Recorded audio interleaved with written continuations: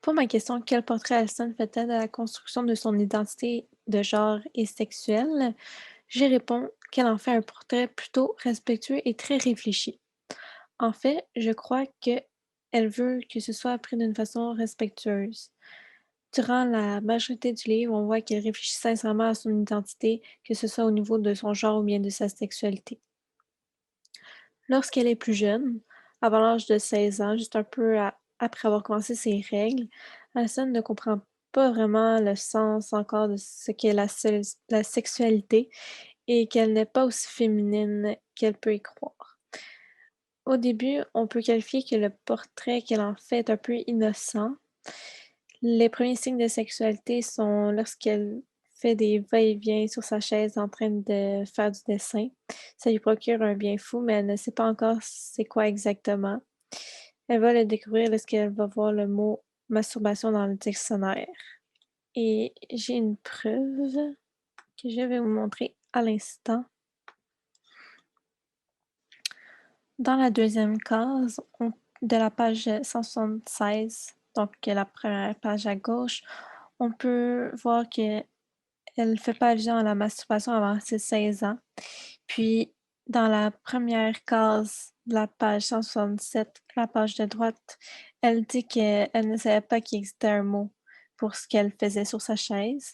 Et puis, dans la troisième case, la page 167, page de droite, elle découvre c'est quoi le mot dans le dictionnaire.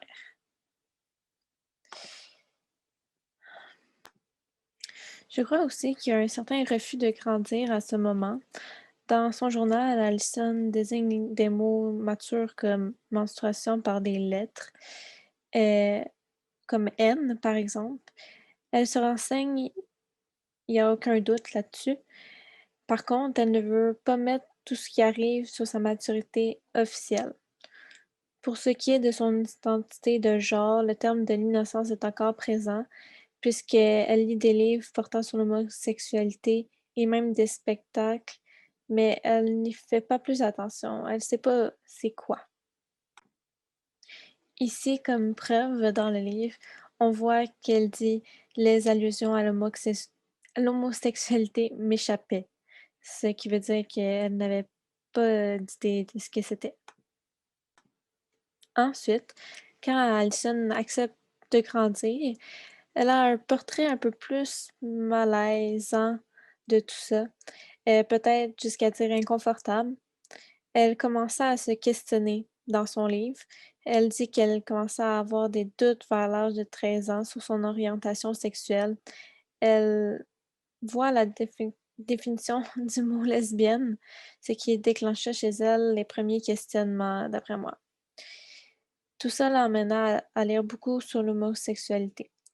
Elle est même allée à une gay union, une union gay, mais ne fut pas plus intéressée, précisant: «J'ai senti que ma simple présence équivalait à une déclaration publique. Je partis grisée. Elle était pas à l'aise d'être là puis de se définir comme gay».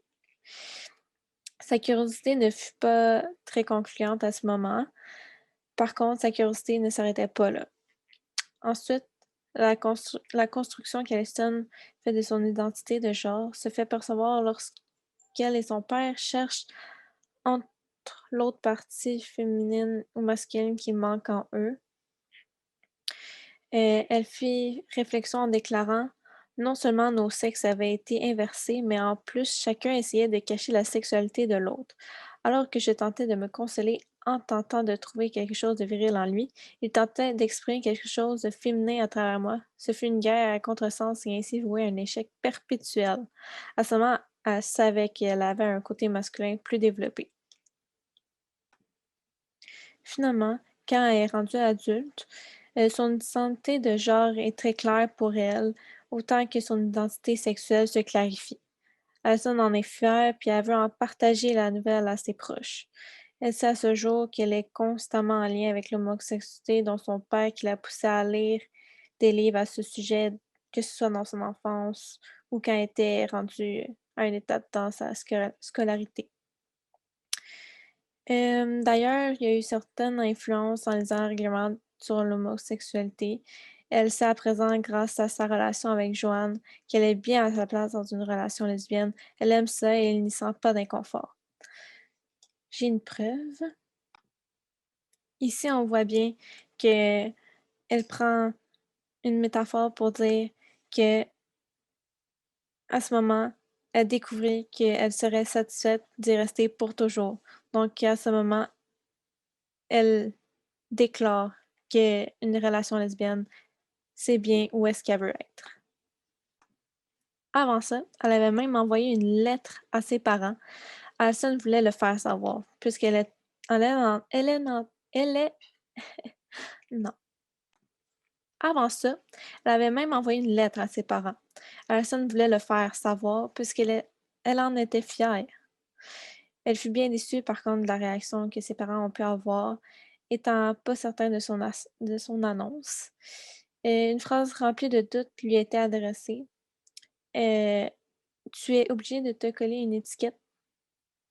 On voit bien que le doute persiste du côté de ses parents par rapport à ça. Et voilà, c'est tout.